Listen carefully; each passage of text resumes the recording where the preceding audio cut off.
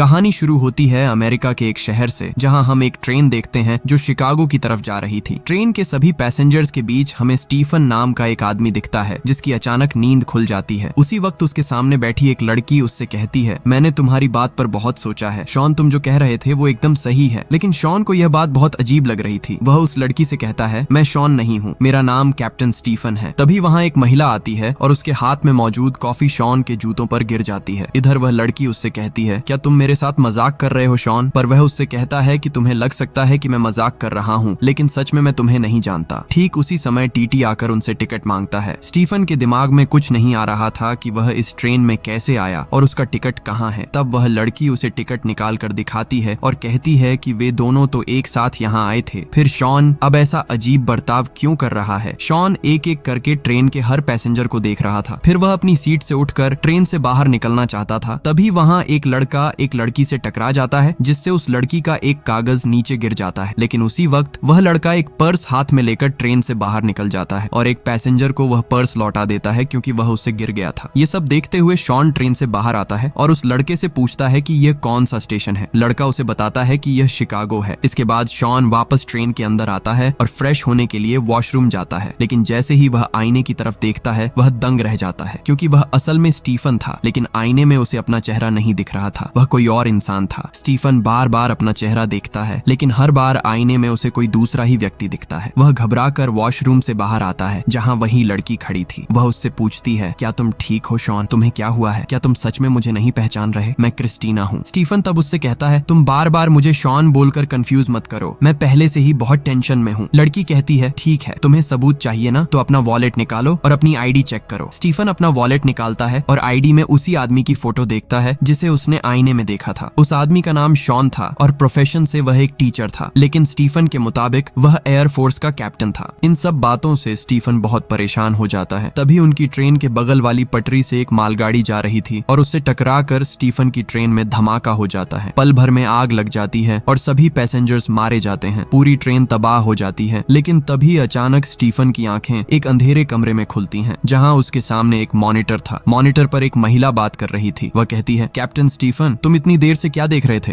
Stephen उससे पूछता है, आप कौन हैं? वह महिला कहती है, तुम मुझे अच्छी तरह जानते हो स्टीफन, थोड़ा याद करने की कोशिश करो। स्टीफन कुछ याद नहीं कर पा रहा था, पर काफी कोशिश के बाद वह कहता है, कोलिन, आपका नाम कोलिन है? कोलिन खुश होकर कहती है, तुमने एकदम सही कहा स्टीफन। स्टीफन उससे पूछता है, प्लीज मुझे बताइए मेरे साथ क्या हो रहा है? मैं अभी एक ट्रेन में था और पल भर में यहाँ कैसे आ गया? मुझे सच बताइए। तभी कोलिन के पीछे एक आदमी आकर कुछ चेक करके चला जाता है। स्टीफन कहता है, मैं अपने डैड से बात करना चाहता हूँ, क्या उन्हें पता है कि मैं वापस आ गया हूँ? लेकिन कोलिन उसकी बात इग्नोर करके पूछती है कि ट्रेन में बम किसने रखा था? स्टीफन कहता है, मुझे कैसे पता होगा कि बम किसने रखा था? कोलिन कहती है, तुम्हें यह जानना ही होगा, हम तुम्हें फिर से ट्रेन के अंदर भेजेंगे और इस बार तुम बम के बारे में सारी जानकारी लेकर आओगे। तुम्हारे पास सिर्फ 8 मिनट का समय होगा। स्टीफन कहता है, मैं तुम्हारे इन फालतू टेस्ट्स में नहीं पढ़ना चाहता, पहले बताओ मेरी टीम कहाँ है? तभी कोलिन एक बटन दबाती है और समय पीछे चला जाता है। कहानी फिर वहीं से शुरू होती है जहाँ स्टीफन को होश आया था। भले ही लगे कि ये सब दिमाग के अंदर हो रहा है, लेकिन ट्रेन की ये घटनाएं असलियत में घट रही थीं। स्टीफन फिर से आंखें खोलता है और अपने सामने क्रिस्टीना को पाता है। क्रिस्टीना उसे शॉन कहकर बुलाती है और वही कॉफी वाली महिला फिर से उसके जूतों पर कॉफी गिरा देती है। सब कुछ पहले जैसा ही हो रहा था, लेकिन इस बार कुछ चीजें थोड़ी अलग थीं, क्योंकि पिछली बार क्रिस्टीना ने उसके जूते साफ नहीं किए थे, लेकिन इस बार क्रिस्टीना एक टिश्यू से कॉफी साफ कर देती है। स्टीफन तब खुद से कहता है कि ट्रेन भी वही है, जगह भी वही और घटना भी वही, बस कुछ छोटी छोटी चीजें बदल रही हैं। इसके बाद स्टीफन अपनी घड़ी देखता है और उसमें 8 मिनट का काउंटडाउन सेट कर देता है। इस बार वह क्रिस्टीना के साथ नॉर्मल बर्ताव करता है, यहाँ तक कि जब टीटी टिकट मांगता है तो वह क्रिस्टीना की मदद से टिकट दिखाकर उसे विदा कर देता है। स्टीफन मन ही मन सोचता है, शानदार टेक्नोलॉजी है, एक ऐसी टेक्नोलॉजी जिसकी वजह से वह एक टाइम लूप में फंस गया है। उसे यह भी समझ आ जाता है कि वह तब तक इस लूप से बाहर नहीं निकल पाएगा जब तक वह बम का रहस्य नहीं सुलझा लेता। इसी बीच वही लड़का फिर से एक लड़की से टकराता है और कागज नीचे गिर जाते हैं। फिर वह लड़का ट्रेन से उतरकर उस आदमी को पर्स लौटाता है जिसका पर्स गिरा था। स्टीफन भी उसके पीछे बाहर आता है, ट्रेन को छूकर महसूस करता है और फिर वापस अंदर चला जाता है। वह याद करने की कोशिश करता है कि पिछली बार धमाका पीछे की तरफ से हुआ था, इसका मतलब बम पीछे ही कहीं होगा। वह सीधा ट्रेन के आखिरी हिस्से की तरफ जाता है और वहां के वॉशरूम में बम ढूंढने लगता है। कुछ ही देर में उसे बम मिल जाता है जो एक मोबाइल फोन से कनेक्टेड था। स्टीफन यहाँ कोलिन से बात करना चाहता है। वह उससे पूछता है कि क्या उसे बम के तार निकाल देने चाहिए या उसे वैसे ही छोड़ देना चाहिए। दरअसल स्टीफन को लग रहा था कि वह किसी सिमुलेशन के अंदर है जहाँ कोलिन उसे देख और सुन सकती है और ये सब सिर्फ उसके दिमाग में चल रहा है, लेकिन असल में ऐसा नहीं था। वह बार बार कोलिन को पुकारता है पर वहाँ से कोई जवाब नहीं आता क्योंकि यह कोई कंप्यूटर गेम नहीं बल्कि रियल लाइफ घटना थी। स्टीफन बम को वहीं छोड़ देता है। वॉशरूम से बाहर आते वक्त वह देखता है कि एक पैसेंजर किसी दूसरे व्यक्ति से बहुत सीरियस होकर बात कर रहा है जो काफी संदिग्ध लग रहा था। साथ ही कुछ और लोग भी फोन पर बिजी थे। स्टीफन फिर से अपनी जेब से वह आईडी निकालता है जिस पर शॉन का नाम और प्रोफेशन लिखा था। उसे लगता है कि शायद किसी सोर्स कोड के जरिए उसे इस सिमुलेशन में भेजा गया है जहां उसकी पहचान बदल गई है, इसीलिए क्रिस्टीना उसे शॉन कह रही है। वह सोचता है कि अगर यह सिमुलेशन ही था तो वे उसे किसी पुलिस ऑफिसर की आईडी दे सकते थे ताकि अपराधी को पकड़ना आसान होता। खैर स्टीफन सबको वह आईडी दिखाकर कहता है कि वह एक पुलिस ऑफिसर है और यहाँ इन्वेस्टिगेशन के लिए आया है। आईडी साफ न दिखने के कारण लोग उसे सच में पुलिस वाला मान लेते हैं। स्टीफन सबसे उनके मोबाइल और इलेक्ट्रॉनिक डिवाइसेस मांगने लगता है। तभी क्रिस्टीना कहती है, शॉन तुम ये क्या कर रहे हो, सबको झूठ क्यों बोल रहे हो। लेकिन कुछ ही सेकंड्स में ट्रेन में फिर से धमाका हो जाता है और स्टीफन दोबारा उसी कैप्सूल में जागता है जहां सामने कोलिन थी। स्टीफन को अपने शरीर में कुछ अजीब महसूस होता है। वह कोलिन से कहता है कि शायद इस डिवाइस से हाइड्रोलिक लिक्विड लीक हो रहा है। कोलिन कहती है, डरो मत, बस ये बताओ कि तुमने वहां क्या देखा, क्या बम रखने वाले का पता चला। स्टीफन उस आदमी के बारे में पूछता है जिसे उसने पिछली बार कोलिन के पीछे देखा था। कोलिन कहती है कि उसे धीरे धीरे सब पता चल जाएगा पर पहले मिशन पूरा करना होगा। स्टीफन कहता है कि उसका मिशन तो कल अफगानिस्तान में था, वह यहाँ कैसे आ गया। कोलिन उसे चौंकाते हुए कहती है, तुम गलत सोच रहे हो, तुम पिछले 2 महीनों से हमारे साथ हो। ये सुनकर स्टीफन दंग रह जाता है। वह कोलिन से सच बताने की जिद करता है। कोलिन अपने हेड को फोन करती है और बताती है कि स्टीफन सब जानना चाहता है और बिना सच जाने वह मिशन आगे नहीं बढ़ाएगा। हेड उसे कुछ बातें बताने की इजाजत दे देता है। कोलिन बताती है कि आज सुबह शॉन नाम का एक व्यक्ति इसी ट्रेन में था और बम धमाके में ट्रेन के सभी पैसेंजर्स के साथ उसकी भी मौत हो गई। अब वे टाइम ट्रैवल के जरिए यह जानने की कोशिश कर रहे हैं कि बम रखने वाला कौन था ताकि आगे होने वाले ऐसे और हादसों को रोका जा सके। स्टीफन के मन में अभी भी कई सवाल थे। अगर सब मर चुके हैं तो शॉन भी मर गया होगा, फिर वह बार बार शॉन के शरीर में ही क्यों जाग रहा है और उसे आईने में अपना ही चेहरा क्यों नहीं दिख रहा जबकि क्रिस्टीना उसे शॉन देख रही है। कोलिन कहती है कि सब साफ हो जाएगा पर पहले बताओ कि बम मिला या नहीं। स्टीफन बताता है कि बम आखिरी वॉशरूम में है पर अपराधी नहीं मिला। कोलिन उसे फिर से वापस भेजती है और कहती है कि इस बार हर तरफ नजर रखना, तुम्हारे पास फिर से सिर्फ 8 मिनट है। स्टीफन फिर से उसी ट्रेन में जागता है जहां सामने क्रिस्टीना बैठी थी। इस बार जब उसके पैरों पर कॉफी गिरती है तो वह पैसेंजर उसे सॉरी कहता है, यानी हर बार कुछ न कुछ छोटा बदलाव हो रहा था। इसके बाद इस बार टीटी के आने से पहले ही स्टीफन खुद उसे टिकट थमा देता है। हालांकि स्टीफन को यह बात समझ नहीं आ रही थी कि अगर वह टाइम ट्रेवल के जरिए बार बार अतीत में जा रहा है तो हर बार उसके साथ कुछ न कुछ अलग क्यों घट रहा है। थोड़ी देर बाद स्टीफन देखता है कि उसी वॉशरूम से एक आदमी बाहर निकल रहा है जहां पिछली बार उसने बम देखा था। स्टीफन क्रिस्टीना से पूछता है कि क्या इस आदमी से पहले भी कोई अंदर गया था। क्रिस्टीना कहती है, हाँ, तुमसे पहले तुम खुद गए थे। यह सुनकर स्टीफन को खुद पर शक होने लगता है। वह अपना बैग चेक करता है क्योंकि उसे लगता है कि कहीं शॉन खुद ही तो बॉम्बर नहीं है, लेकिन बैग में उसे कुछ खास नहीं मिलता। बस एक डायरी मिलती है जिस पर लिखा था, क्रिस्टीना के साथ कॉफी। डायरी देखकर स्टीफन समझ जाता है कि शॉन क्रिस्टीना को पसंद करता था। इसके अलावा ट्रेन के ज्यादातर पैसेंजर कामकाजी लोग थे जो रोज इसी ट्रेन से ऑफिस जाते थे, इसलिए वे एक दूसरे को पहचानते थे। अब चूंकि शॉन के बैग में कुछ नहीं मिला तो स्टीफन का शक उसी आदमी पर गहरा जाता है जिसे उसने वॉशरूम से निकलते देखा था। स्टीफन एक नया प्लान बनाता है। जब ट्रेन एक स्टेशन पर रुकती है तो वह क्रिस्टीना को साथ लेकर नीचे उतर जाता है। वह उससे कहता है कि वह उसके साथ कॉफी पीना चाहता है। वह क्रिस्टीना को एक जगह बिठा देता है और खुद उस संदिग्ध आदमी का पीछा करने लगता है। वह दौड़कर उस आदमी से उसका बैग छीन लेता है। वह आदमी विरोध करता है लेकिन स्टीफन जबरदस्ती बैग चेक करने लगता है। इसी बीच दोनों के बीच हाथापाई शुरू हो जाती है। तभी स्टीफन दूर से देखता है कि वह ट्रेन स्टेशन से कुछ दूर जाते ही धमाके के साथ उड़ गई है। स्टीफन समझ जाता है कि इस आदमी का धमाके से कोई लेना देना नहीं है क्योंकि धमाके के वक्त इसके पास न कोई फोन था और न ही कोई रिमोट। लेकिन तब तक वह आदमी बहुत गुस्से में आ जाता है और स्टीफन को जोर का धक्का देता है जिससे स्टीफन सीधा रेल की पटरी पर जा गिरता है। सामने से एक दूसरी ट्रेन तेज रफ्तार में आ रही होती है। क्रिस्टीना उसे बचाने के लिए दौड़ती है लेकिन तब तक ट्रेन स्टीफन के ऊपर चढ़ जाती है। एक्सीडेंट होते ही स्टीफन की आंखें फिर से उसी कैप्सूल कैप्सूल में खुलती हैं। लेकिन इस बार वहाँ बहुत ज्यादा ठंड थी और कोलिन से उसका संपर्क टूट चुका था। ठंड इतनी बढ़ गई थी कि स्टीफन बर्फ की तरह जमने लगा था। वह किसी तरह वहाँ के कुछ वायर्स चेक करता है और टेम्परेचर ठीक कर देता है, जिससे कनेक्शन दोबारा जुड़ जाता है। पर अब मॉनिटर पर कोलिन की जगह उसका हेड बैठा था। स्टीफन कहता है, मैं तुम्हें पहचान गया हूँ, तुम यहाँ के इंचार्ज हो और ये सब तुम्हारा ही आविष्कार है। हेड मान लेता है कि ये सब उसी का बनाया हुआ है। स्टीफन चिल्लाकर पूछता है कि उसे इस सब में क्यों फंसाया गया है और वह अपनी नॉर्मल लाइफ में वापस जाना चाहता है। हेड उसे दिलासा देता है कि जल्द ही सब ठीक हो जाएगा और फिर बॉम्बर के बारे में पूछता है। स्टीफन बताता है कि उसने बहुत कोशिश की पर बॉम्बर नहीं मिला, हालांकि उसने क्रिस्टीना नाम की लड़की को बचा लिया है। तभी कोलिन वहाँ आती है और कहती है कि उस ट्रेन से किसी को बचाने का कोई फायदा नहीं है, क्योंकि उस ट्रेन के सारे पैसेंजर्स पहले ही मर चुके हैं। स्टीफन बुरी तरह कंफ्यूज हो जाता है और पूरी सच्चाई पूछता है। तब वे उसे बताते हैं कि उन्होंने सोर्स कोड नाम का एक कंप्यूटर सिमुलेशन बनाया है। असल में जब कोई इंसान मरता है तो उसके दिमाग में उसकी जिंदगी के आखिरी 8 मिनटों की यादें बची रह जाती हैं। सोर्स कोड के जरिए मरे हुए इंसान के ब्रेन को किसी दूसरे व्यक्ति के दिमाग से जोड़ दिया जाता है। इससे वे उस मरे हुए इंसान की यादों में जाकर टाइम ट्रेवल की तरह उन आखिरी 8 मिनटों को देख सकते हैं और जान सकते हैं कि वहाँ क्या हुआ था। यानी उस ट्रेन हादसे में शॉन नाम का व्यक्ति मर चुका है और स्टीफन का दिमाग शॉन के दिमाग की यादों के साथ लिंक किया गया है, ताकि यह पता लगाया जा सके कि धमाके से 8 मिनट पहले बम किसने सेट किया था। इसके बाद स्टीफन उनसे पूछता है कि वह उनकी सारी बातें मान रहा है, लेकिन अभी वह इस सेल के अंदर जीवित है और खुद को बिल्कुल स्वस्थ देख पा रहा है। तो क्या यह सब उसकी कल्पना है? कोलिन कहती है कि यह सब उसके मन का वहम है। यह सुनकर स्टीफन वहाँ चीखने लगता है। उसे महसूस हो रहा था जैसे उसका दम घुट रहा हो। वह न तो पूरी तरह मर पा रहा था और न ही एक जिंदा इंसान की तरह सामान्य जी पा रहा था। तभी हेड उसे बताता है कि वह जितनी जल्दी इस मिशन को पूरा करेगा उतनी ही जल्दी उसे इस जिंदगी से मुक्ति मिल जाएगी। लेकिन स्टीफन मानसिक रूप से दोबारा वहाँ जाने के लिए तैयार नहीं था। हेड जानता था कि अगर स्टीफन मेंटली तैयार नहीं होगा तो मिशन फेल हो जाएगा। इसीलिए उसे मोटिवेट करने के लिए हेड वहाँ स्टीफन के पिता का एक वॉइस रिकॉर्डिंग प्ले कर देता है। रिकॉर्डिंग में उसके पिता कह रहे थे कि उन्हें अपने बेटे पर बहुत गर्व है। वह एक बहादुर सिपाही है और देश के लिए उसने अपनी जान की बाजी लगा दी। अपने पिता की बातें सुनकर स्टीफन भावुक हो जाता है और फैसला करता है कि चाहे कितनी भी तकलीफ हो वह इस मिशन को पूरा करेगा। तभी उस सेल का स्ट्रक्चर अपने आप बदलने लगता है और वे उसे फिर से ट्रेन में भेज देते हैं। स्टीफन इस बार वक्त बर्बाद किए बिना सीधा कंडक्टर के रूम में जाता है और बहुत सावधानी से वहाँ की मास्टर चाबी इस्तेमाल करके बंदूक निकाल लेता है। फिर वह सीधा वॉशरूम जाता है जहाँ बम लगा था। स्टीफन तेजी से बम से जुड़े मोबाइल को अलग कर देता है और बम को डीएक्टिवेट कर देता है। बाहर आकर जब वह उस मोबाइल की कॉल डिटेल्स चेक करता है तो उसे सबसे ऊपर एक नंबर दिखता है। स्टीफन को शक होता है कि यह बॉम्बर का नंबर हो सकता है, इसलिए वह उस नंबर पर कॉल करता है और ट्रेन में ध्यान से सुनता है कि किस पैसेंजर का फोन बज रहा है। तभी दूसरी तरफ से कोई फोन उठाता है। स्टीफन को एक आदमी दिखता है जो फोन पर बात कर रहा था। स्टीफन को यकीन हो जाता है कि यही वो आदमी है। वह उसके पास जाकर बंदूक तान देता है और कहता है कि तुमने ही ट्रेन में बम लगाया है। लेकिन वह आदमी घबरा जाता है और कहता है कि उसका नाम यश है, वह एक सिविल इंजीनियर है और उसे बम के बारे में कुछ नहीं पता। वह अपनी पत्नी से बात कर रहा था। स्टीफन दोबारा उस नंबर पर कॉल करता है तो इस बार रिंग बाहर जा रहे एक पैसेंजर के मोबाइल में बजती है, यानी वह इंजीनियर निर्दोष था। स्टीफन को याद आता है कि हर बार एक लड़का एक आदमी को उसका पर्स लौटाने जाता है। असल में वह पर्स जानबूझकर गिराया जा रहा था और उस पर्स का मालिक ही असली बॉम्बर था। स्टीफन तेजी से ट्रेन से नीचे उतरता है, लेकिन तब तक वह आदमी काफी दूर निकल चुका था। थोड़ी देर बाद वह आदमी ट्रेन के दूसरे डिब्बे में आता है और कुछ फेंक कर वहाँ से निकलने लगता है। स्टीफन उस डिब्बे में जाकर देखता है तो उसे वही पर्स मिलता है जिसे थोड़ी देर पहले उस लड़के ने लौटाया था। पर्स चेक करने पर उसे एक आईडी मिलती है जिस पर नाम लिखा था डेरेक फ्रॉस्ट। डेरेक जानबूझकर अपना पर्स और आईडी वहाँ छोड़ रहा था ताकि धमाके के बाद पुलिस को उसकी आईडी मिले और वे उसे मरा हुआ समझ लें। इससे वह कभी पकड़ा नहीं जाता। स्टीफन सब समझ जाता है और ट्रेन से उतरने की कोशिश करता है, लेकिन तब तक ट्रेन स्टेशन से चल देती है और दरवाजे लॉक हो जाते हैं। समय बहुत कम था, इसलिए स्टीफन इमरजेंसी चेन खींचता है और चलती ट्रेन से कूद जाता है। उसे काफी चोटें आती हैं। क्रिस्टीना यह सब देखकर चिल्लाने लगती है और सबको ट्रेन रोकने के लिए कहती है। इधर स्टीफन की हालत बहुत खराब होने के बावजूद वह उसी हालत में डेरेक को पकड़ने के लिए निकल पड़ता है। डेरेक एक सफेद गाड़ी में बैठकर वहाँ से भागने ही वाला था कि स्टीफन वहाँ पहुँच जाता है। स्टीफन उसे वही फोन दिखाता है जो उसे बम के पास मिला था और उससे पूछता है कि क्या वह इसे पहचानता है। डेरेक ऐसा नाटक करता है जैसे उसे कुछ पता ही न हो। स्टीफन उस पर बंदूक तान देता है और उसका आईडी कार्ड मांगता है। डेरेक आईडी नहीं दिखा पाता तो स्टीफन कहता है, तुम आईडी कैसे दिखाओगे? तुमने तो उसे जानबूझकर ट्रेन में फेंक दिया है। यह सुनकर डेरेक दंग रह जाता है और पूछता है कि स्टीफन को यह सब कैसे पता। तभी डेरेक अचानक अपनी गाड़ी का दरवाजा खोलता है और स्टीफन को एक बॉक्स दिखाता है जिसके अंदर एक और बम था। स्टीफन स्टीफन उससे सब जानना चाहता था, पर तभी वहाँ क्रिस्टीना आ जाती है। डेरेक को मौका मिल जाता है और वह बंदूक निकालकर स्टीफन और क्रिस्टीना दोनों को गोली मार देता है। वे दोनों घायल होकर गिर जाते हैं। डेरेक स्टीफन के पास आकर कहता है कि क्रिस्टीना शायद मर चुकी है। वह कहता है कि यह दुनिया नर्क बन चुकी है और इसे फिर से स्वर्ग बनाने का एक ही तरीका है, सब कुछ तबाह करके नए सिरे से शुरुआत करना। ये कहकर डेरेक अपनी गाड़ी लेकर भाग जाता है। स्टीफन की आंखों के सामने क्रिस्टीना तड़प तड़प कर दम तोड़ देती है। स्टीफन को उसके लिए बहुत दुख हो रहा था। वह समझ नहीं पा रहा था कि क्रिस्टीना उसकी अपनी कोई नहीं है, फिर भी उसे इतना दर्द क्यों हो रहा है। असल में जितनी बार स्टीफन सिमुलेशन के जरिए ट्रेन में आया था, क्रिस्टीना के साथ उसका लगाव बढ़ता गया था और अब उसे एहसास हुआ कि वह उससे प्यार करने लगा है। तभी दूर एक धमाके की आवाज आती है और ट्रेन फिर से उड़ जाती है। स्टीफन हैरान था क्योंकि बम का फोन तो उसने निकाल लिया था, पर उसे नहीं पता था कि बम में 2 फोन थे और दूसरे फोन के सिग्नल से डेरेक ने धमाका कर दिया। धमाके के बाद स्टीफन फिर से उसी अंधेरे सेल में जागता है। इस बार वह कोलिन और हेड को बॉम्बर का नाम, डेरेक और उसकी सफेद गाड़ी का नंबर बता देता है। वह उन्हें यह भी चेतावनी देता है कि उस गाड़ी में एक रेडियो एक्टिव बम है जिससे वह कहीं और धमाका करने वाला है। हेड की टीम तुरंत डेरेक को गिरफ्तार करने की कार्रवाई शुरू कर देती है। इधर स्टीफन उनसे एक आखिरी गुजारिश करता है। वह कहता है कि चूंकि उसने मिशन पूरा कर दिया है और अपराधी पकड़ा जा चुका है, तो उसे आखिरी बार उस ट्रेन में जाने दिया जाए। स्टीफन चाहता था कि वह एक आखिरी कोशिश करके सिमुलेशन के अंदर ही सही उन यात्रियों को बचा सके जो मारे गए थे। कोलिन और हेड जानते थे कि हकीकत नहीं बदली जा सकती, पर स्टीफन कहता है कि इससे उसे कम से कम मानसिक शांति मिलेगी। इसी बीच पुलिस डेरेक को गिरफ्तार कर लेती है और पूरे देश में सोर्स कोड की कामयाबी के चर्चे होने लगते हैं। कोलिन स्टीफन के पास आती है और उसे शुक्रिया कहती है। स्टीफन को डर था कि वे उसकी आखिरी इच्छा पूरी नहीं करेंगे, पर कोलिन मान जाती है। कोलिन उसे बताती है कि यह उसका आखिरी मिशन होगा। जैसे ही 8 मिनट खत्म होंगे, वह कभी वापस नहीं लौट पाएगा। कोलिन बटन दबाती है और स्टीफन फिर से ट्रेन में पहुंच जाता है। क्रिस्टीना को अपने सामने देखकर स्टीफन बहुत खुश होता है। वह उसे एकटक देखता रहता है और उसकी हर बात बड़े ध्यान से सुनता है क्योंकि वह अब उससे बहुत प्यार करता है। अब स्टीफन क्रिस्टीना को अपने साथ कॉफी के लिए ऑफर करता है। क्रिस्टीना कहती है कि वह बहुत दिनों से यही चाहती थी कि शॉन उसे कॉफी के लिए पूछे ताकि वे ढेर सारी बातें कर सकें। स्टीफन उससे 1 मिनट का समय मांगता है और सीधे वॉशरूम में बम के पास पहुंच जाता है। इस बार वह बहुत ही कम समय में बम के अंदर लगे दोनों फोन ढूंढ निकालता है और बम को पूरी तरह से डीएक्टिवेट कर देता है। वॉशरूम से बाहर निकलते वक्त स्टीफन डेरेक के सामने से गुजरता है, लेकिन चूंकि समय फिर से शुरू हुआ था, इसलिए डेरेक उसे नहीं पहचान पाता। स्टीफन ट्रेन के टीटी से टकराने का नाटक करता है और चुपके से उसके पास से हथकड़ी निकाल लेता है। दूसरी तरफ यूनिट का हेड किसी से फोन पर बात कर रहा था कि अगर उसे और फंड मिला तो वह कम से कम 8 और सिमुलेशन पर काम करेगा। तभी वहां कोलिन आती है। हेडफोन पर कहता है कि इस बार उन्होंने कई लोगों की जान बचाई है, जिसे सुनकर कोलिन हैरान रह जाती है। उसे पता था कि इस मिशन का सारा क्रेडिट स्टीफन को जाता है, जिसका दिमाग मरने के बाद भी उनकी मदद कर रहा था, लेकिन हेड सारा क्रेडिट खुद ले रहा था। हेड कोलिन से कहता है कि स्टीफन की सारी यादें मिटाकर सिमुलेशन फिर से स्टार्ट करो, क्योंकि वे उसके दिमाग को दोबारा इस्तेमाल करना चाहते हैं। कोलिन यह सुनकर दंग रह जाती है। वह हेड को याद दिलाती है कि उन्होंने स्टीफन से वादा किया था कि मिशन पूरा होने के बाद उसे इस दर्द भरी जिंदगी से मुक्ति दी जाएगी, लेकिन हेड कहता है कि स्टीफन के दिमाग ने हजारों जानें बचाई हैं और भविष्य में भी बचाएगा, इसलिए वह इस शानदार दिमाग को नष्ट नहीं करना चाहता। कोलिन को हेड की बात तर्क संगत तो लगती है, पर उसे स्टीफन के लिए बुरा महसूस हो रहा था क्योंकि एक मृत इंसान को इस तरह तड़पाना गलत था। ट्रेन के अंदर स्टीफन डेरेक के पास जाता है और बम से निकाले हुए फोन जानबूझकर उसके पैरों के पास फेंक देता है। जैसे ही डेरेक स्टेशन पर उतरने की कोशिश करता है, स्टीफन उसे रोक लेता है। वही लड़का फिर से डेरेक को उसका पर्स लौटाता है। लड़का जैसे ही जाता है, स्टीफन डेरेक को बम वाला फोन दिखाता है और उसे हथकड़ी पहनाकर अरेस्ट कर लेता है। जब स्टीफन उस नंबर पर कॉल करता है तो डेरेक के पास रखे फोन की घंटी बजती है। स्टीफन डेरेक को ट्रेन में ही बंदी बना लेता है और कहता है, तुम्हारा खेल खत्म। इसके बाद स्टीफन पुलिस को फोन करके डेरेक और उसकी गाड़ी में रखे रेडियो एक्टिव बम की जानकारी देता है। वह बम के दोनों फोन दूर फेंक देता है ताकि डेरेक चाहकर भी धमाका न कर सके। समय खत्म होने वाला था, इसलिए स्टीफन अपनी जिंदगी में आखिरी बार बात करने के लिए डेरेक के फोन से अपने पिता को कॉल करता है। पिता की आवाज सुनकर वह बहुत इमोशनल हो जाता है। उसके पिता हैरान थे कि उनके शहीद बेटे के नंबर से कोई कैसे बोल रहा है। स्टीफन अपनी पहचान छुपाकर शॉन बनकर बात करता है। वह बताता है कि वह स्टीफन का बहुत अच्छा दोस्त था। वह अपने पिता से कहता है कि स्टीफन उनसे बहुत प्यार करता था और मौत से पहले हुई अनबन के लिए माफी मांगना चाहता था। उसके पिता रोते हुए कहते हैं, मुझे और कुछ नहीं चाहिए, बस काश मेरा बेटा एक बार वापस आ जाए ताकि मैं उसे गले लगाकर कह सकूं कि मैं भी उससे कितना प्यार करता हूं। स्टीफन समझ जाता है कि उसके 8 मिनट अब खत्म होने वाले हैं। वह पिता को अपना ख्याल रखने के लिए कहकर फोन काट देता है और क्रिस्टीना के पास लौट आता है। वह अपनी जिंदगी के इन आखिरी लम्हों को खुशी से बिताना चाहता है। वह ट्रेन में एक कॉमेडियन को कुछ पैसे देता है और उसे सबको हंसाने के लिए कहता है। दूसरी तरफ हेड को कोई फोन पर स्टीफन के बारे में कुछ जानकारी देता है, जिसे सुनकर वह तुरंत उस कमरे की ओर भागता है जहां स्टीफन की बॉडी रखी थी। वहां कोलिन पहले से ही मौजूद थी और उसने अंदर से दरवाजा लॉक कर दिया था। हेड समझ जाता है कि कोलिन स्टीफन का लाइफ सपोर्ट हटाने की कोशिश कर रही है ताकि उसके दिमाग को हमेशा के लिए शांति मिल सके। हेड बार बार दरवाजा खोलने के लिए चिल्लाता है, लेकिन कोलिन उसकी एक नहीं सुनती। कोलिन कहती है कि स्टीफन ने उनके लिए बहुत कुछ किया है और अब उसे आजाद होने का हक है। यह कहकर वह मशीन का लाल बटन दबा देती है। जैसे ही सिक्योरिटी दरवाजा तोड़कर अंदर आती है, तब तक स्टीफन का दिमाग पूरी तरह काम करना बंद कर चुका होता है। कोलिन देखती है कि स्टीफन का शरीर बहुत ही बुरी हालत में था। हादसे में मरने के बाद भी लोग अपने फायदे के लिए उसे इस भयानक स्थिति में इस्तेमाल कर रहे थे, लेकिन कोलिन ने उसे मुक्ति दे दी। उसने अपना वादा निभाया। वहीं दूसरी ओर ट्रेन के अंदर एक अजीब और जादुई घटना घटती है। स्टीफन देखता है कि 8 मिनट बीत जाने के बाद भी इस बार कोई धमाका नहीं होता। उसका सिमुलेशन खत्म नहीं होता और समय रुकता नहीं है। स्टीफन क्रिस्टीना का हाथ पकड़कर खुशी खुशी ट्रेन से नीचे उतर आता है। उसी समय स्टीफन के पास कोलिन का एक मैसेज आता है जिसमें लिखा था, अगर मैं सही हूँ तो बहुत जल्द तुम्हारे पास खबर आएगी कि ट्रेन में बम को डिफ्यूज कर दिया गया है और बॉम्बर पकड़ा गया है। हमने मिलकर हजारों जानें बचा ली हैं।